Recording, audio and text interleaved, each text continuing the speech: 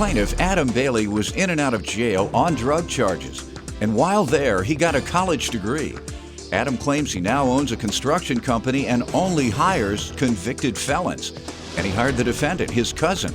But he's suing because the defendant stole his work van, got it impounded, and as a result, he lost the tools that were in the van.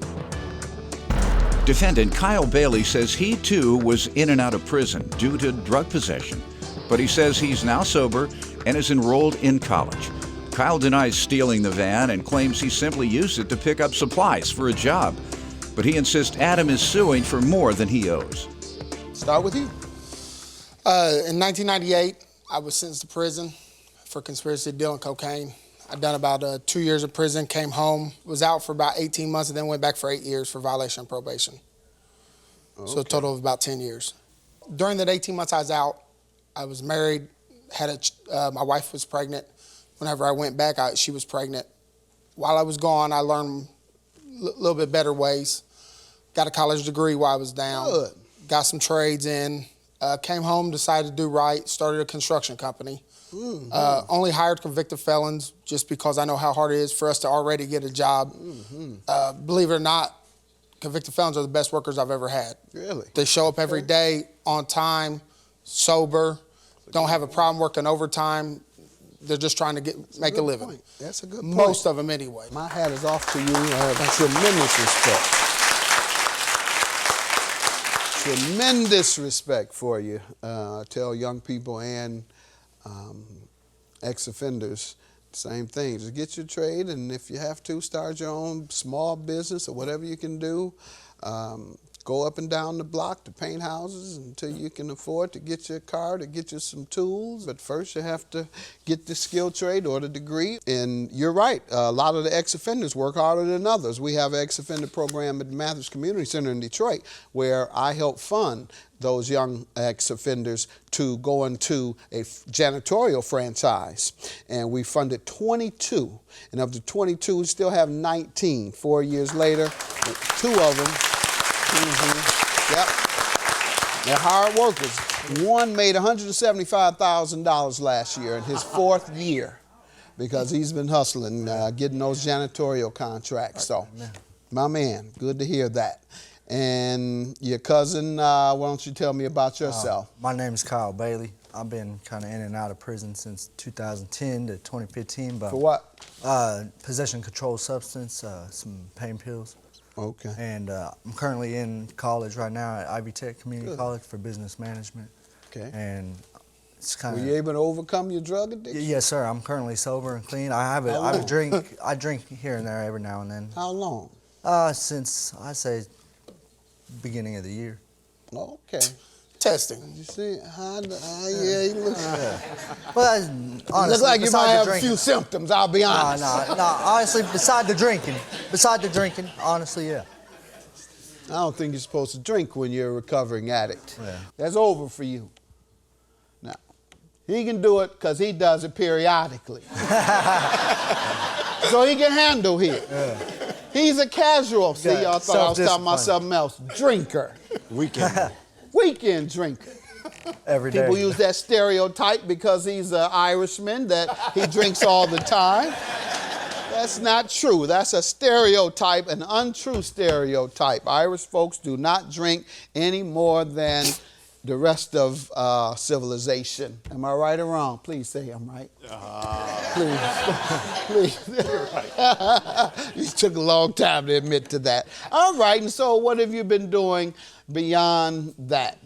You've been working for him, and tell me what's going on. I've been just doing side work here and there, concrete work and stuff, while I go to school to help me stay busy and pay for school. All right, at least you're trying. Yes, sir. And I'm glad to hear that, and hopefully your recovery is succeeding. If not, keep trying because you've said you're in recovery, and that means you at least want to. Yes, sir. And you at least tried. Has he tried? He's tried. Okay. I'll give him credit. He has tried, yes. All right. But so he slips a lot. He has best intentions in mind. Okay. He has best. He's a good dude. He's my cousin. Okay. I love him to death. I'd like to get everything of our past put behind us so that we can maybe move forward and help each other out. Good. I think if he hung out with the right people, with the right mind frames, he'd be all right. Get your woman. You got a woman? Get Yeah, you a I do. clean woman, not one that likes to dibble and dabble. You got a productive woman, a good woman? She's actually going to school for nursing. See, and that's who you need to spend your time with. All right, so focus on that, and Yes, sir. the woman to start keeping you away from the foolishness, all right? Absolutely. Because when I came out of the streets and was still kind of going back, hanging out with the old guys in the old neighborhood between college classes and college break and on weekends, I was still about to go back into trouble. Then I met my girlfriend, who is now my wife. She was doing the right thing and was focusing on school. So if I wanted to be with her, I had to do the same thing. So I had to leave all my buddies along then. So that's what kind of helped transform me. You got me? Yes, sir. All right. And that's why she has all the money now. That's Won't what I was give me gonna a say. dime. Hey, yeah. I say that so much that my wife won't give me no money. I'm for real. I hate to go into this, but it bothers me, but I can't say nothing to her. What I'm gonna say? Maybe you should watch the show. I got a thing, Stacy, my assistant, we were ordering something up there yesterday. He said, okay, Judge, you sure? Because every time you order something or go to the bank, there's some new thing where it dings on my wife's phone. So every time I spend a dime, she'll get a ding, ding. Sometimes I get a call. Hey, what you need to withdraw that $500 for? I'm like, how didn't you know that quick? It just happened. So that's going to be one of the consequences of getting with a good woman who helps transform you. I guess that's why I She's haven't going to done think that that yet. she's entitled to all the money. She's going to say, well, if it wasn't for me, you'd be back in jail. When I complain, that's what she tells me.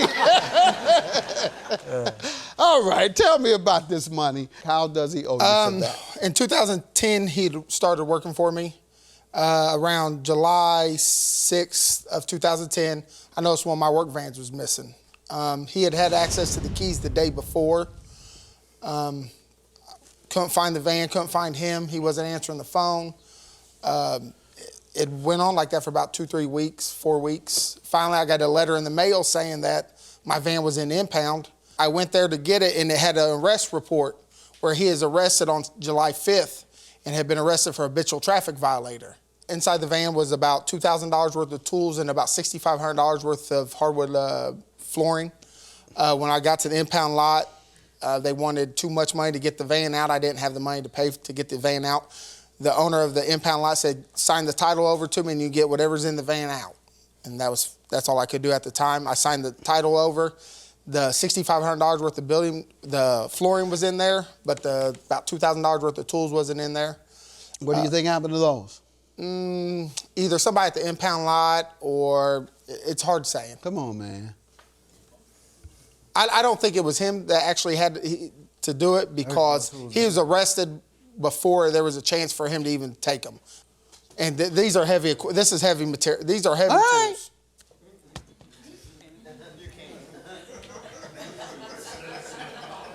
Didn't you say you used to be in the game? I did, Your Honor. Yes, sir. Yes, sir. Yes, sir. But you keep thinking that he didn't pawn those tools. All right, so what happened? So we signed a promissory note whenever he was released from prison because in the state of Indiana habitual traffic violator, he ended up doing about 18 months. All right. Let me signed- see your note. Sir, let me hear from you. I did, honestly. I was doing a job. He was in work release at the time. And the tools that he's talking about was left on the job site. The material, the flooring, that was in there. Okay, the job site where you all worked, so they were never in the truck? No, sir, not the tools. No, sir. How do you know? You Because saw I them left. on the I job left site them. when you I left? left them, yes, sir, inside the house. And the flooring was in there. I feel I signed that promissory note because I needed. He knew I was in a bind. I needed a job. I was on the run at the time, and he knew that. And I feel like everything that was owed was $4,500. $4,000 for the flooring, and then I admit I owe $500 for the van. That's what I feel like it's worth. See, I usually, like I said, I give people who are in recovery a break and try not to, you know, debase them and embarrass them, because if you're already trying to recover, me embarrassing you won't help. In fact, I encourage you to continue. But, sir, you're still getting high, man. Oh. Yes, you are. And so you're in here conning me. And I'm not going to talk bad to you. I'm going to ask if you're willing to take a drug test today. Sure. Okay. And if you are positive with that drug test, are you willing to go into inpatient treatment? Inpatient? Yes, sir. I don't feel like I need to, but Yeah, I know. Sure. But take the test then. sure. All right. So the answer is yes, you'll go into inpatient? If I am dirty, Yeah. All right. See how we got to go through all this? Your answer should have been yes. No problem. I'll take the test, and yes. If I'm positive, I'll go right in here, Judge. No problem. But you went to hemming and hawing. Well, I don't know if I better tell him no, and then I'm going to run out of here. That's how I do this. Go ahead, sir. What were He you was gonna on your say? show in 2008, and I think you requested the same thing from him in 2008. What was he on? He was drunk and high and wrecked a car. It is what it is. Yeah. Did you appear on my show, sir? Yes, sir, I did. You took a drug test? No, did I take one? Yes. I said I would. I didn't take it, though. You told me you would, but you didn't. Just now, after seeing you hem and haw, I told you that was what you were strategizing on. I'm going to tell him I'm going to do it. By the time I get out of here, I'm going to run as fast as I can. Yeah. Still a dope fiend, sir. Whatever you want to call it. Yeah, sir. a dope fiend, that's what you Sounds are. We'll good. see if you take the test this time. Yeah. Judgment for the plaintiff, $3,500. Have a good day. But I'm here for you, man. You know anything about It is what it is, bro. It is what it is. You're right. Show right. It is what it is. And I guess it is what it is then. I mean, I can't beg him to come work for me. I don't want to work for him.